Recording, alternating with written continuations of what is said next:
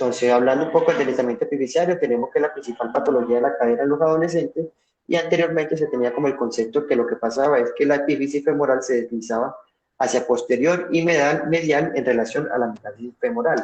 Pero si nos damos cuenta, en realidad como que hay unos problemas de definición y ya cada vez hablamos mejor de lo que sucede. Y en realidad lo que pasa es que la cabeza femoral va a mantener su posición sobre el acetábulo, y lo que en realidad va a desplazarse es la metáfisis en relación a esta cabeza, adoptando una posición más anterior y una posición medial sobre esa cabeza, sobre esa cabeza femoral. En cuanto a hallazgos epidemiológicos, tenemos que tiene una incidencia de 2 a 10 por cada 100.000 habitantes, más común en hombres con una relación 2 a 1, y las edades por lo general de la presentación en sus pacientes mujeres de 11 a 13 años y en los hombres entre los 2 y los 15 años. Puede ser bilateral, hasta en un 20, en un 40%, y en estos pacientes, si no observamos nada de deslizamiento en la cadera contralateral, o de pronto no tiene consideración para realizar una fijación de esa cadera, nos encontramos que el deslizamiento de la otra cadera se puede presentar aproximadamente a los 18 meses, por lo cual hay que hacer una vigilancia estricta de hechos. Se va a presentar principalmente en los pacientes obesos. Está demostrado que en aquellos pacientes que superan el percentil 90, hasta un 64% de ellos pueden presentar deslizamiento. Pero también se puede presentar en aquellos pacientes que presentan falla renal, principalmente por el hiperparatiroidismo, en aquellos pacientes que reciben radioterapia sobre esa zona porque debilitan esa fisis, y en los pacientes con enfermedades endocrinológicas. La etiología en realidad tiene múltiples causas. Se han descrito lo que son las causas biomecánicas, las endocrinas y algo genético que no está común, pero siempre se describe. Y en cuanto a la parte del factor mecánico, está más que todo debido a ese anillo pericondral que mantiene la fisis en su zona. Durante el crecimiento se puede adelgazar y se va debilitando. Entonces, esas fuerzas cizallantes, debido a que la fisis a esta edad es más vertical en comparación a la del adulto, se puede deslizar. También está relacionado en aquellos pacientes que presentan una retroversión femoral o un fémur que es más neutro o menos anteverso de lo normal, o pacientes con retroversión acetabular están predispuestos a presentar deslizamiento. En cuanto a los endocrinos, está más que todo descrito la parte de ese síndrome adiposo genital, que son pacientes obesos con hipogonadismo que están mal en relación a presentar el deslizamiento. También el hipotiroidismo, está descrito la deficiencia de hormona de crecimiento, principalmente por los pacientes cuando comienzan a recibir ese manejo de restitución hormonal, que pueden presentar, están más predispuestos a presentar deslizamiento, y en los pacientes con enfermedad crónica, que ya les había descrito por qué. Entonces, más que todo, para esos factores endocrinos está dicho que todo paciente menor de 10 años y que se encuentre debajo del percentil 50 va a requerir estudios por endocrinología, o si presenta síntomas o signos de enfermedad endocrinológica que nos haga pensar en ello, van a necesitar que sea valorado por esta especialidad. Entonces, Luisa, ¿será que nos puedes ayudar diciéndonos cuál es la historia natural de la enfermedad si yo no la diagnostico y si no la trato?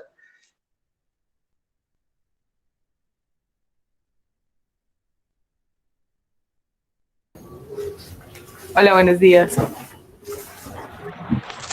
Dale, Luisa, se escucha bien.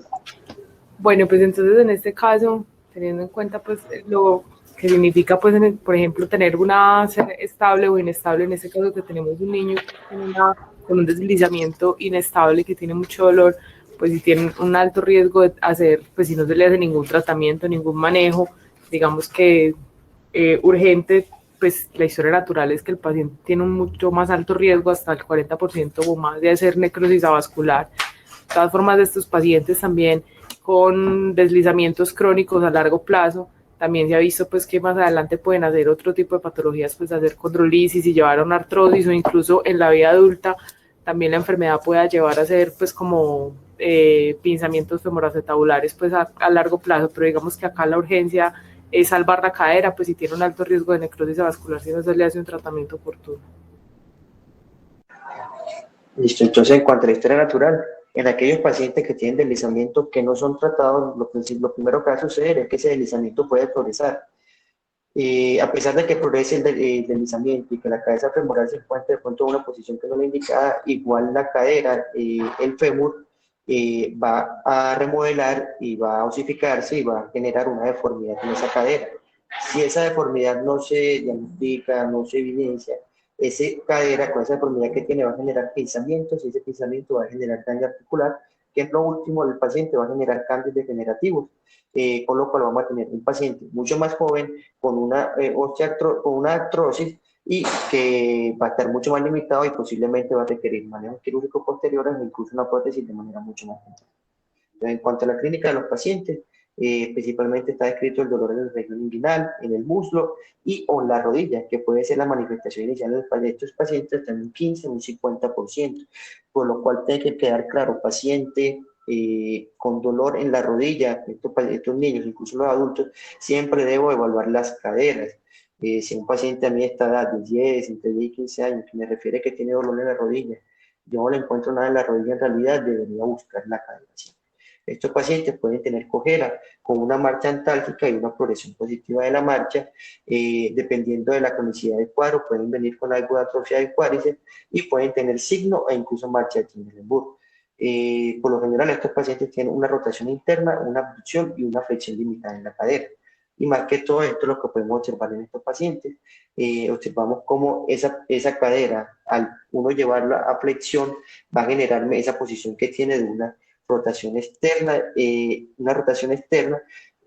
esto es con lo que se conoce como el signo de Dreamer, debido a la posición en la que se encuentra la metáfisis en relación a la cabeza femoral. Aquí tenemos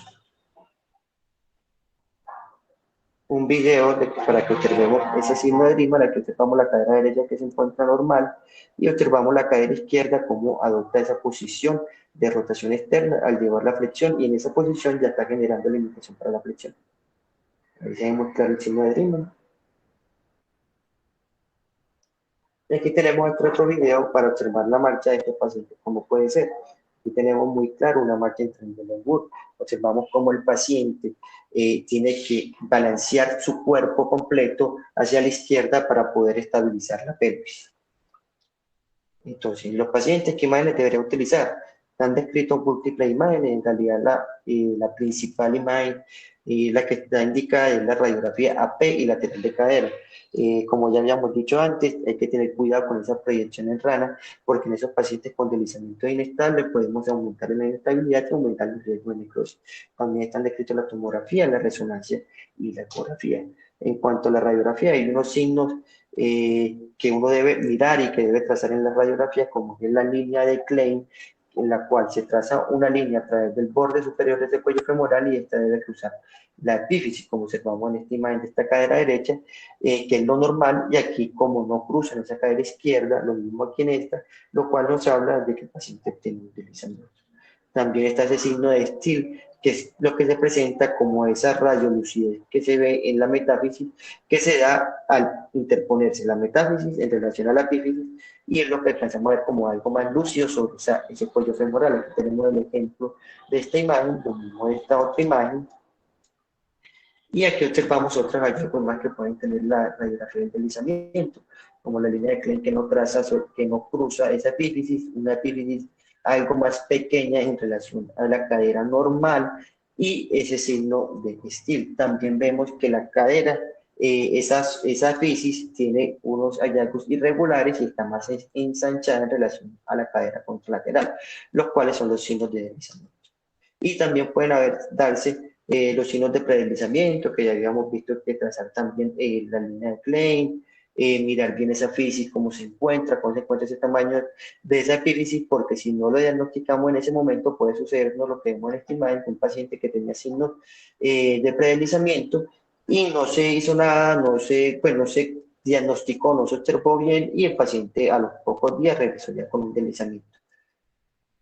Aquí observamos cómo es esa evolución cronológica de esa cadera. Aquí vemos un deslizamiento en un paciente con un deslizamiento agudo, un paciente que ya tiene un deslizamiento crónico, que se va presentando esa joroba sobre esa metáfisis, y ya se va dando la clasificación entre la metáfisis y la epífisis, y en aquellos pacientes que ya tienen hallazgos de cronicidad, pero que se realizan un deslizamiento agudo, es decir, los pacientes que tienen crónico, pero que se realizan. En cuanto a la tomografía, en realidad la principal indicación que tiene es para evaluar la fijación de esas caderas. Muchas veces, debido a la posición que tiene la cadera, uno no logra en el intraoperatorio evaluar de manera adecuada toda la esfericidad de la cadera, y muchas veces puede suceder que el tornillo se encuentre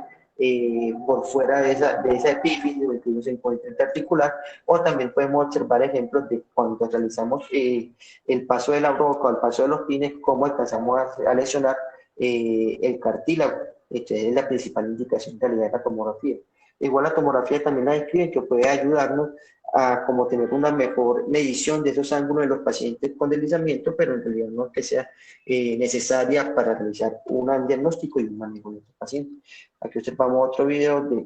una tomografía ya con reconstrucción, con algo de pronto más sofisticado, en el que vemos cómo ese tornillo se encuentra interarticular, en realidad está traspasando la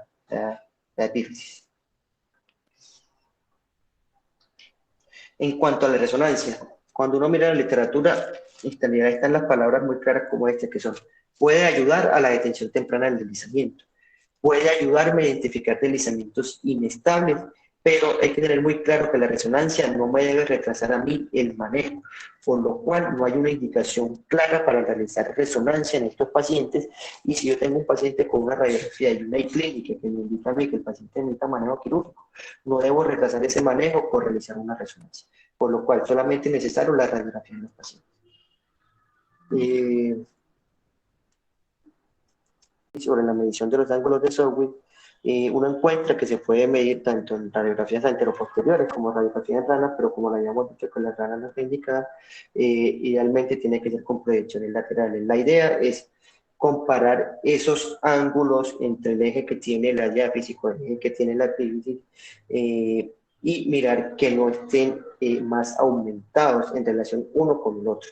Aquí, como observamos en esta proyección, que en realidad sería una rana, observamos cómo ese eje de la diáfisis en relación al eje de la epífisis da un grado, da una evaluación de 10 grados, que es normal. Pero si vemos el lado enfermo, observamos cómo tiene un deslizamiento de 60 grados. Y esta diferencia entre estas dos caderas es lo que me va a indicar a mí la cantidad de desplazamientos que tiene, y me va a indicar a mí el grado, siendo leve menor de 30 grados, moderado de 30 a 60 grados y grave en mayor a 60 grados. Si las dos caderas se encuentran comprometidas, uno tiene un valor de base, un valor normal, que es 10 en las laterales y 145 en la anteroposterior. Esta me sirve a mí para mirar la morfología y si de pronto el paciente necesita algún tipo de manejo de reducción de esa deslizamiento.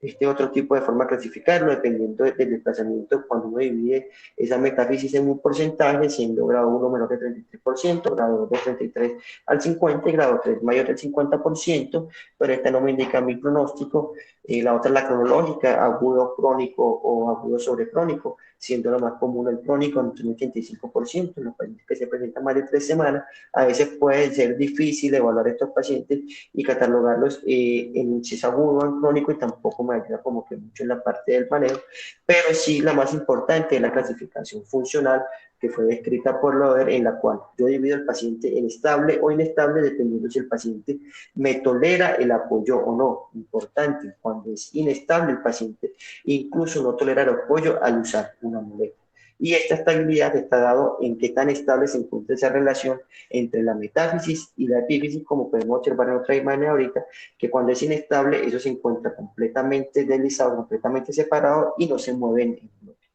En cuanto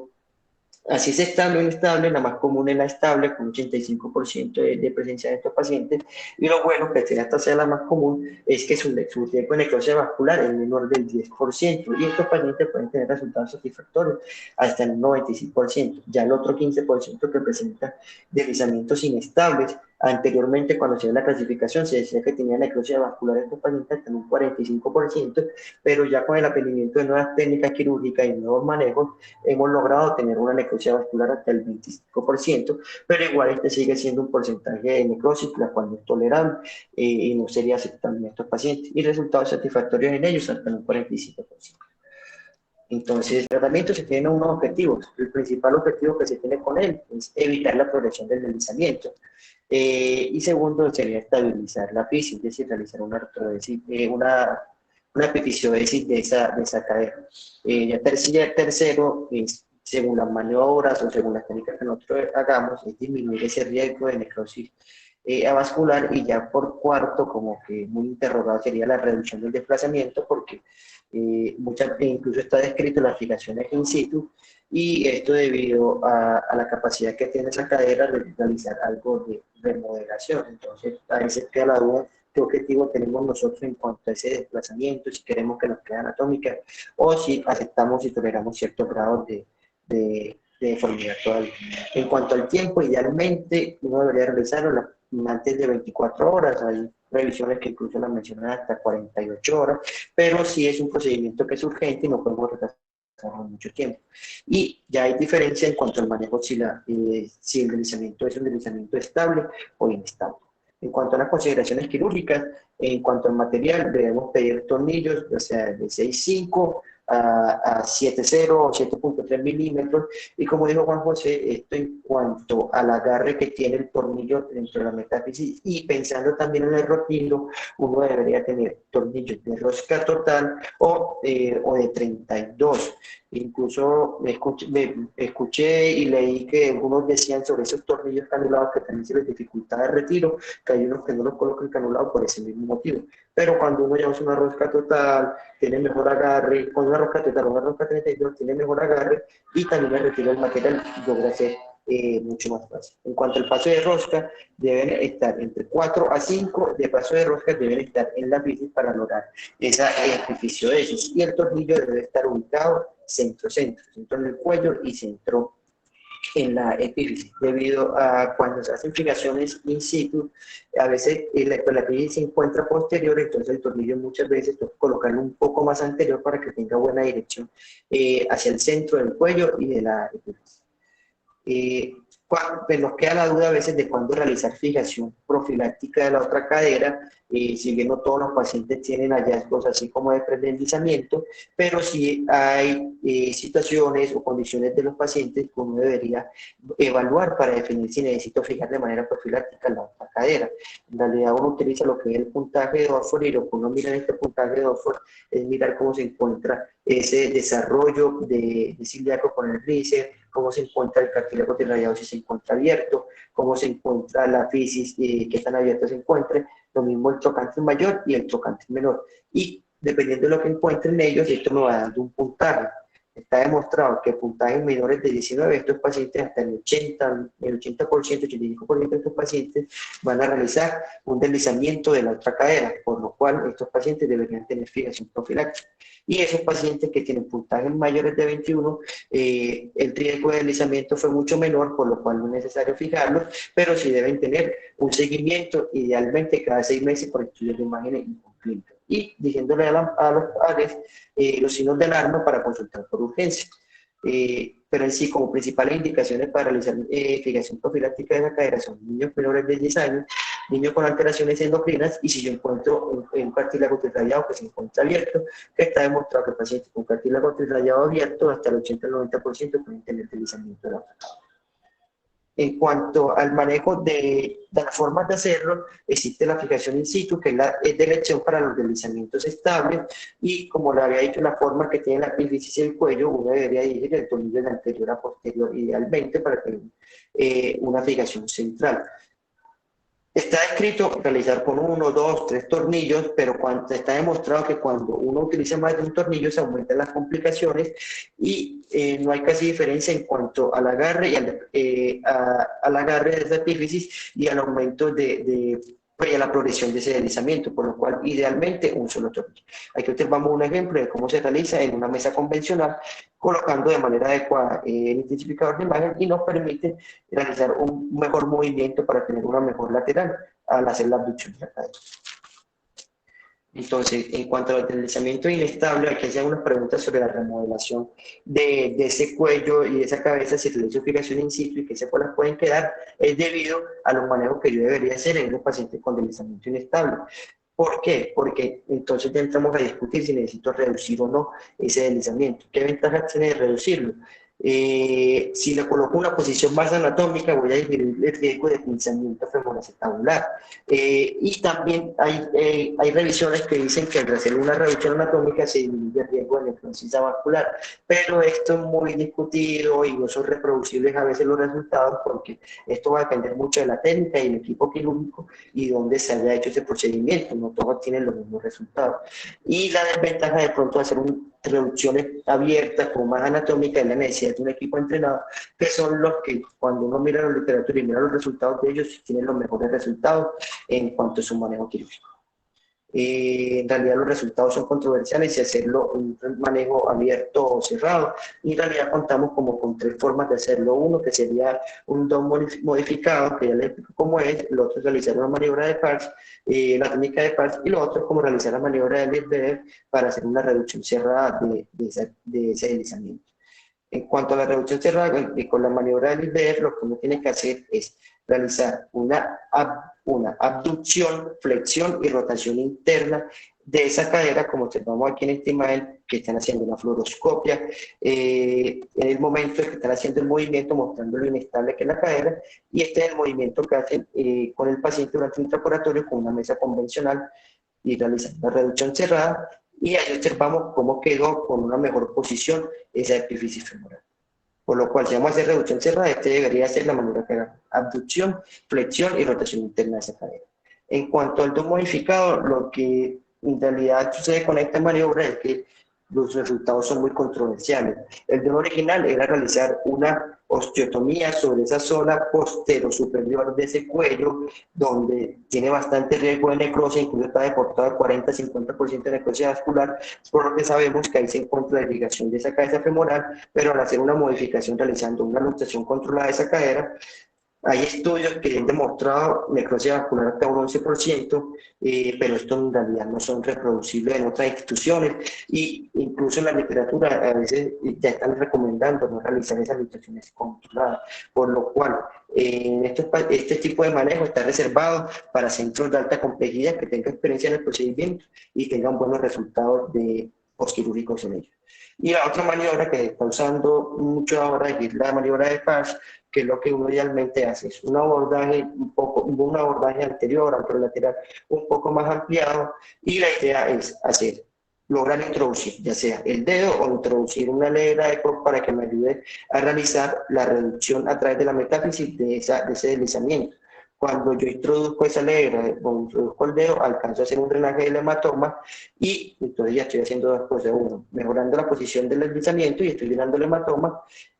y estoy disminuyendo el riesgo de necrosis vascular. Cuando reportaron la técnica, el autor que encontró que tenía resultados de necrosis vascular hasta un 4.7%. En este caso, uno tiene que introducir primero el PIN, dejarlo centrado y dejarlo antes en la zona más distal de la metáfisis, y ahí es cuando yo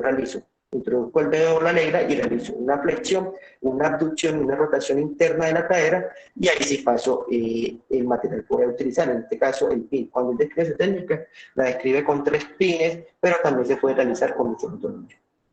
En cuanto a las complicaciones, las más graves son la necrosis vascular, que está dado principalmente por la inestabilidad de ese deslizamiento, y el que está dado por la iatrogenia, dependiendo de las maniobras o las técnicas que yo realice, y la otra es la condrolisis, que está asociado interrogado la parte de la autoinmunidad, y la otra es la iatrogenia, cuando yo paso ese tornillo, lo dejo por fuera del cartílago y le genero mucho daño a ese cartílago, porque puede presentar la condrolisis. En cuanto a la remodelación, en realidad el pronóstico para el desarrollo de una artrosis en estos pacientes es el grado de deformidad residual que tenga el paciente en ausencia de una cadera que no tiene ni una necrosis ni una condrolisis. Es decir, de eso ya queda la duda si en realidad todos estos pacientes con cadera con deslizamiento inestable yo debería hacerle una fijación in situ, debería reducir un poco la cadera. Hay evidencia que por lo menos aquí O'Brien en una revisión de 12 pacientes se dio cuenta que 10 pacientes que le hicieron fijación in situ remodelaron ese cuello y esa epífisis remodeló, y los 2 que no remodelaron se encontraron asintomáticos al momento de hacerle su seguimiento. Importante, que los pacientes que tenían cartílago trirradiado abierto era el principal indicador de la remodelación de estos pacientes. Y se dieron cuenta que pacientes con fijación in situ, que tengan de grado de desplazamiento menor de 60, era apropiado realizarle una fijación in situ. Ya diferente a otro autor, que se dio cuenta que los pacientes que tenían deslizamiento menor de 40 grados se iban a encontrar una remodelación hasta un 75%, por lo cual el objetivo que nosotros tenemos con estos pacientes y con estos deslizamientos es idealmente tener un deslizamiento menor a 40 o incluso 35 grados y no tener una cadera anatómica, por lo que vemos que esto puede remodelar. Y como principal secuela, al tener un deslizamiento, un deslizamiento muy desplazado que no está anatómico, es que se generan deformidades residuales y estas deformidades residuales me van a ocasionar a mí pensamientos femoroacetabulares, los cuales están relacionados con la presencia de artrosis, y esta artrosis está relacionada principalmente al grado de deformidad, ya que ese pinzamiento me va a generar a mí daño articular, y son los pacientes que encontramos que pueden tener artrosis en un seguimiento a 11 años, hasta el 24%, y a los 28 años de seguimiento, en un 92%, y está más asociado al grado de deformidad que tenga el paciente. Aquí ya como por último, como para el manejo de esas deformidades residuales, que están descritos ciertas osteotomías que se pueden realizar, ya dependiendo si se realiza de manera subcapital, se realiza ya en la base del cuello, o si se realiza en intertrocantérico. Pero hay que tener claro que entre más cerca yo haga la osteotomía en relación a esa fisis, tengo más riesgo de generar necrosis vascular, pero si la hago más cerca, logro corregir la deformidad de mejor manera. Por esto, estas osteotomías deberían realizarse ya en los pacientes que tengan fisis cerradas y que tengan cambios de pinzamiento, pero que yo trate de darle una mejor posición a esa cadera para disminuir el riesgo de artrosis a futuro. Como conclusión importante, hay que tener sospecha clínica en estos pacientes, adecuados estudios de imagen y una interpretación adecuada de ellos, y hacer un diagnóstico y un manejo oportuno, lo cual me va a generar un cambio en el pronóstico de los pacientes. Juan Sebastián, muchísimas gracias.